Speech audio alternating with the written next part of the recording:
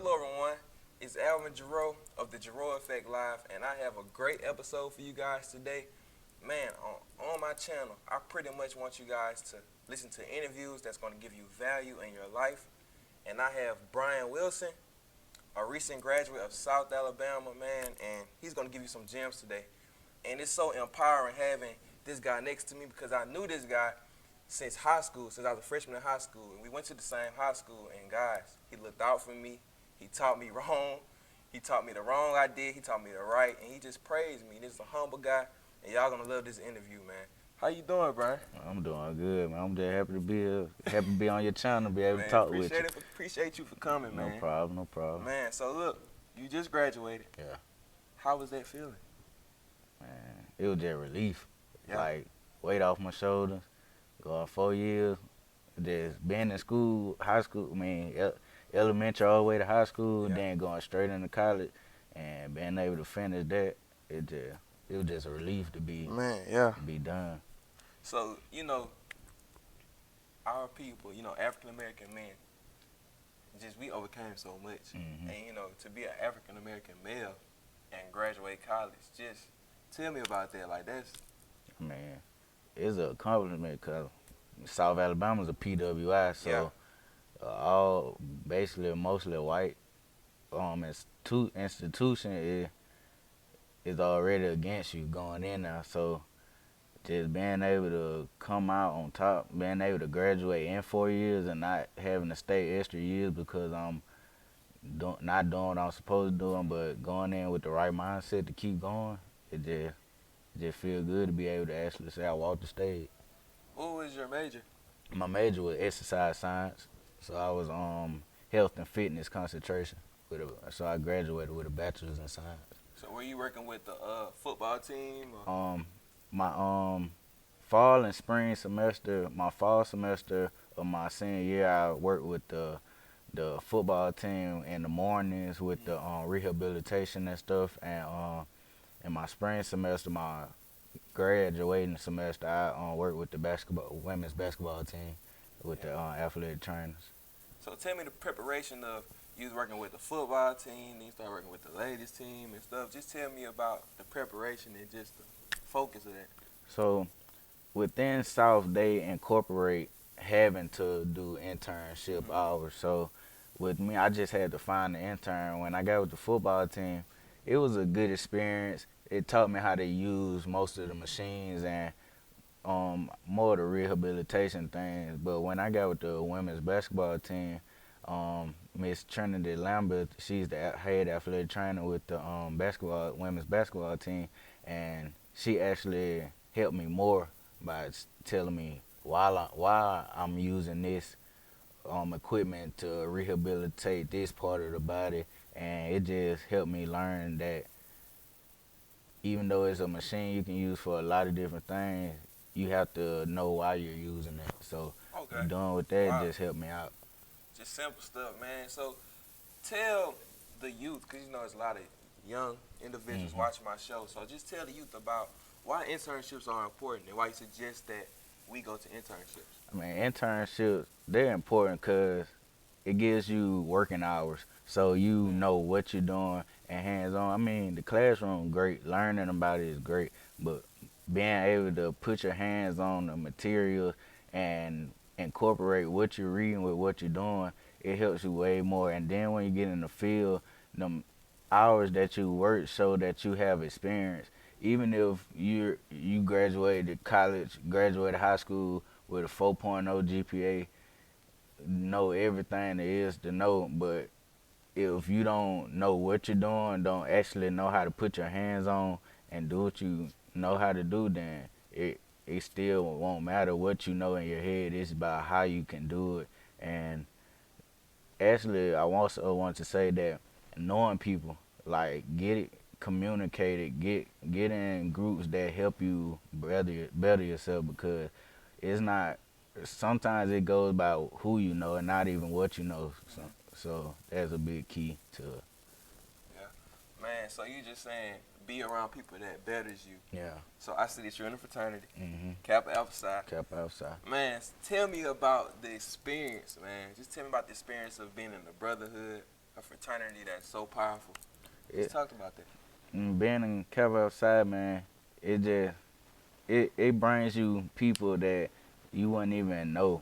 Like y'all all from maybe same type of background, maybe even different, totally different backgrounds. But once y'all come together and build that brotherhood, build that bond, then you build lifelong friendships, brotherhoods with people you would never knew if you never got into the fraternity. So within that saying, even with older people in a fraternity, just because y'all have the same letters and you know what I know and I know what you know, that still builds a bond. Even if y'all never had a conversation a day in your life, they'll still look out for you just because you're in the same fraternity as them. So with that just brings a bigger aspect. I know Kappa Psi isn't a only black fraternity. We have white males, different ethnicities, but even within that, just cause with the same letters, race doesn't matter. Your what you believe in doesn't matter. It's just that y'all have the same bond. So they'll just help you out just because you know. So like what I just said is about who you know, not really what you know, cause of who I'm knowing, who what I did to become in this fraternity. It just builds a better brotherhood, even with people I've never met in my life. So you probably met. Your major was Hmm. athletic training or something like. Hmm. So you probably met some athletic trainers in Kappa Alpha Psi Hmm. just by you being in it. All of y'all are from different backgrounds. Some of y'all had the same interests. You could just be mentors by that, right? Man, so tell me, you carry so many. You have a lot on your plate, Hmm. and that's a big responsibility. Tell me how you move. Like, what's something that you live by that keeps you going and just carrying yourself a certain way, like as a leader. It's my motto is it's something my granddad always used to say. If you knew my granddaddy or anything, you know he always said it'll come to you.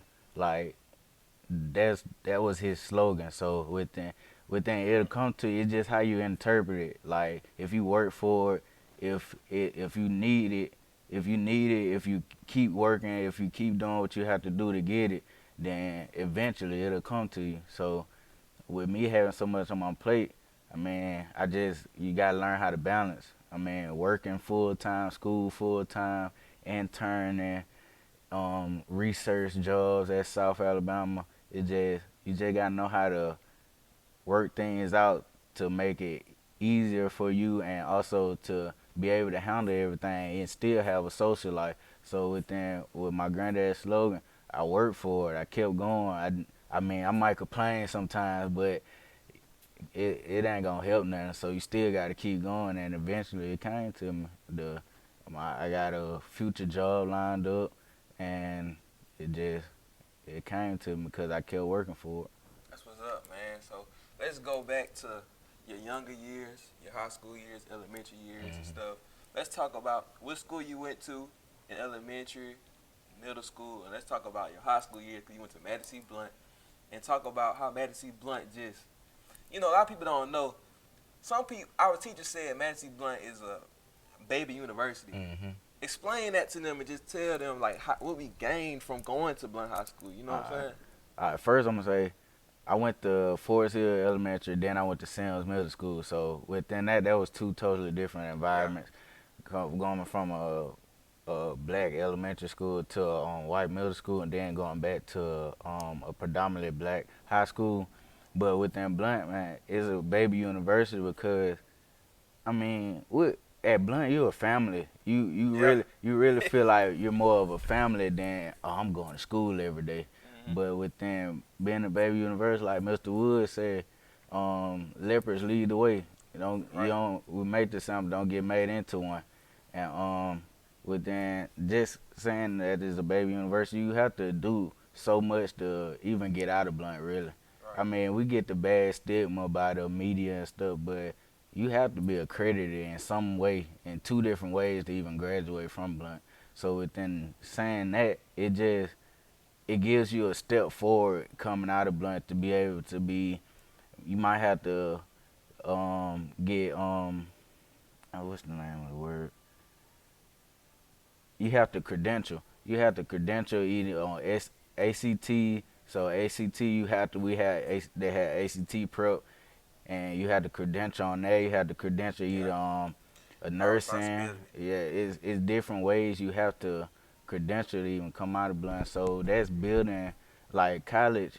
You have to have a certain stigma to even get out of like your basic courses. You can pass that with a D or something like that. But within your major courses, you have to make a certain grade to even say you passed that class. Right. So that's just like that's why I say Blunt is like a baby university because you have to credential to even graduate out of Blunt. You have to make a certain thing on ACT, Right. work keys, or anything. You have to be college or career ready. So you have to come out. They was on us too, the certification test, boy. So many Yes. seniors didn't pass because of that. Yeah. Bruh, so look, it's something that I really admire about you, man. So instead of, because you had real good grades in high school, Mhm.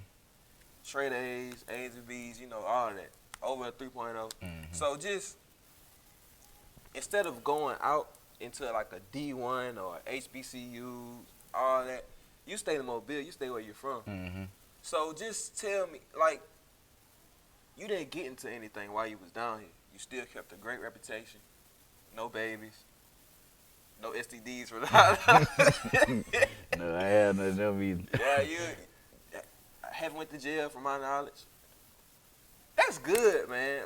Good job, man. Cause, a lot of our classmates, you see they fell off. Mhm.